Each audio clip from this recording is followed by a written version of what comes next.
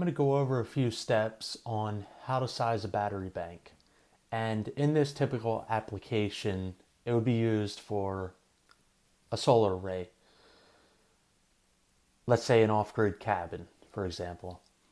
The first thing you need to do is decide what you want to use on a daily basis, considering you don't have endless power. So whatever you want to use, you want to make a list and decide how many watts is this going to use.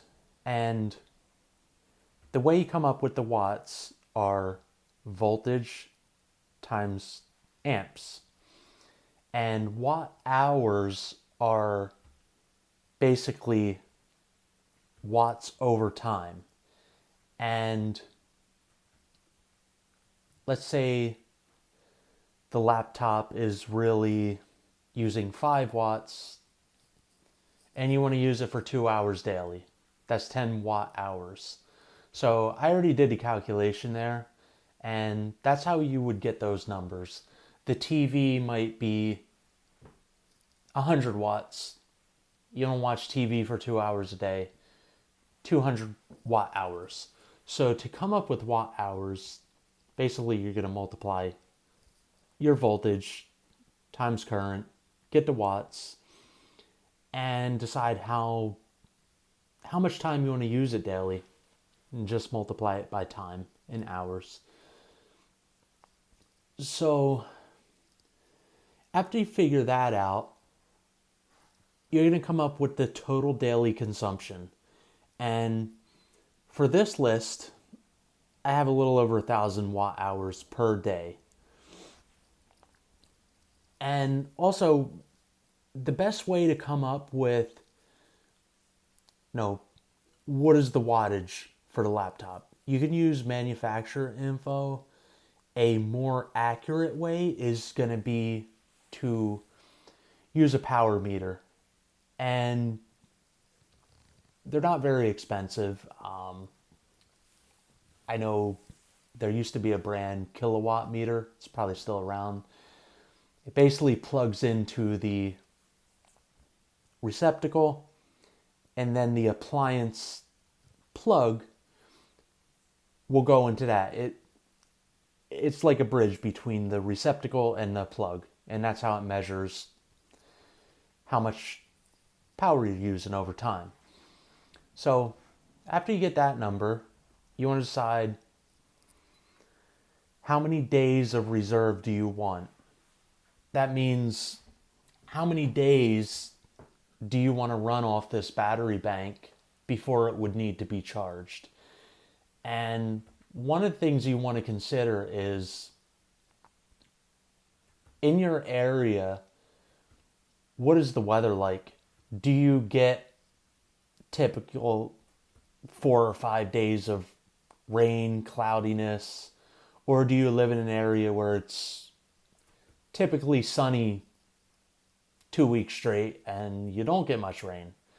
So that would be a really good place for a solar array, and your batteries would probably stay charged up pretty good.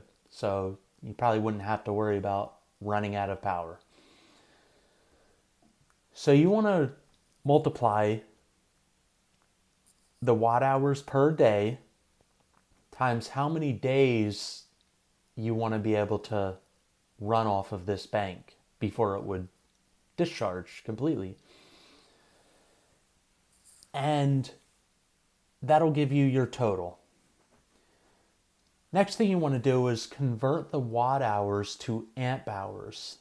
And you're going to use Ohm's law. If you're not familiar with Ohm's law, I could probably do another video on that, or you could probably find a good example someplace.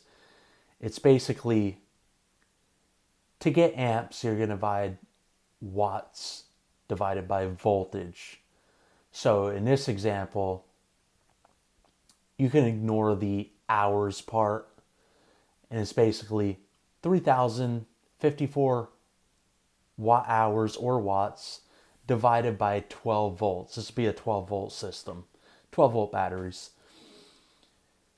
And that'll give you 254.5 amp hours.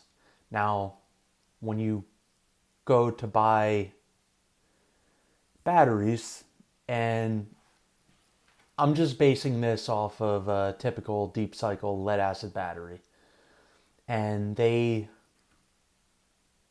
go by voltage and amp hours.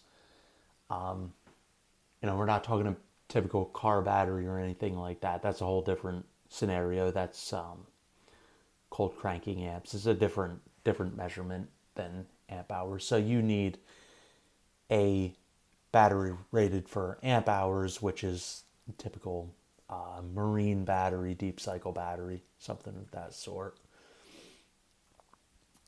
They're basically designed for deep discharge. Car batteries and other batteries, they're not made for that. Like, that's another topic for another time. The thing about lead acid batteries is you can't discharge them completely. You can only discharge them to 50% of their full capacity, and that is called depth of discharge. So basically, if you have a full lead acid battery, fully charged, you can only utilize 50% of that. Or if you continue to drain it down below that, you're going to drastically shorten the life of the battery. And you don't want to do that because they're not cheap. You just don't want to, it's not worth it. So we actually want to double this to allow for, the compensation for, we can only utilize half of the charge. And we're going to take the 254.5 amp hours, double it. So what we need to run the appliances that I have above for 3 days with no charging would be a total of 509 amp hours. And that is really all you need to know to build, well, at least purchase your batteries, and there's your battery bank. That's it. Now, there's a lot more to this. I haven't really talked about inverter and solar array and all that stuff. That's a whole nother exercise of sizing, and other considerations, factors go into that. But this is simply the battery bank. That's all there is to it. And also, if you're not familiar with how to put the battery bank together, that is another exercise. It's really pretty simple. How to wire up batteries.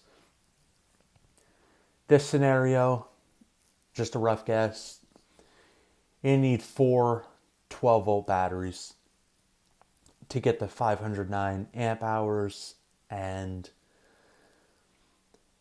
I guess also, if you wanted to, you can always go larger. It's not going to hurt. I mean,